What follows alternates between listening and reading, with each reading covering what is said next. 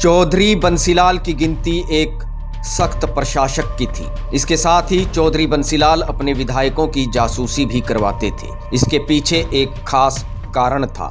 चौधरी बंसीलाल साल 1968 में पहली बार मुख्यमंत्री बने थे। वे उस दौर में मुख्यमंत्री बने जब हरियाणा में दल बदल का बड़ा खेल हुआ। ऐसे में बंसीलाल को हमेशा यह चिंता रहती थी कि कहीं उनके विधायक दल बदल न कर ले।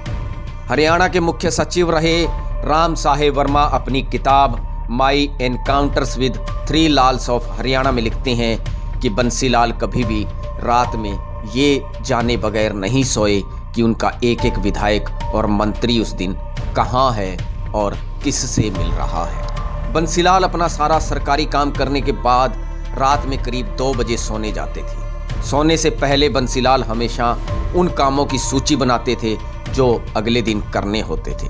बंसीलाल ने कभी सियासत का चाणक्य होने का दावा नहीं किया, लेकिन चाणक्य की लिखी पुस्तक अर्थशास्त्र हमेशा उनके बगल में रहती थी। इसके साथ ही बंसीलाल को अक्सर इस बात में दिलचस्पी रहती थी कि उनके विरोधी पीठ पीछे उनके बारे में क्या सोच रहे हैं। बंसीलाल से जुड़ा एक और किस्सा मशहूर है, वो है संजय गांधी के साथ उनकी दोस्ती। इसी दोस्ती के चलते बंसीलाल ने संजय गांधी को मारुति कंपनी के लिए जमीन दिलवाने में अहम भूमिका अदा की। संजय गांधी मारुति का कारखाना लगाना चाहते थे। उस समय बंसीलाल हरियाणा के मुख्यमंत्री थे।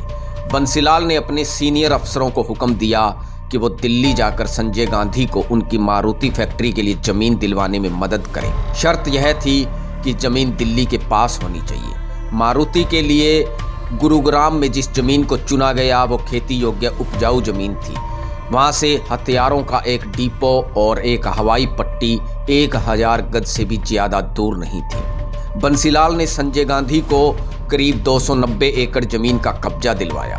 मारुति को जमीन 10,000 रुपये एकड़ के हिसाब से बेची गई, जबकि बगल वाली जमीनों का दाम 35,000 रुपये एकड़ था।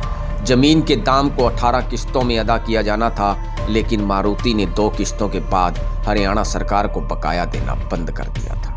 Bureau report, Republic Haryana.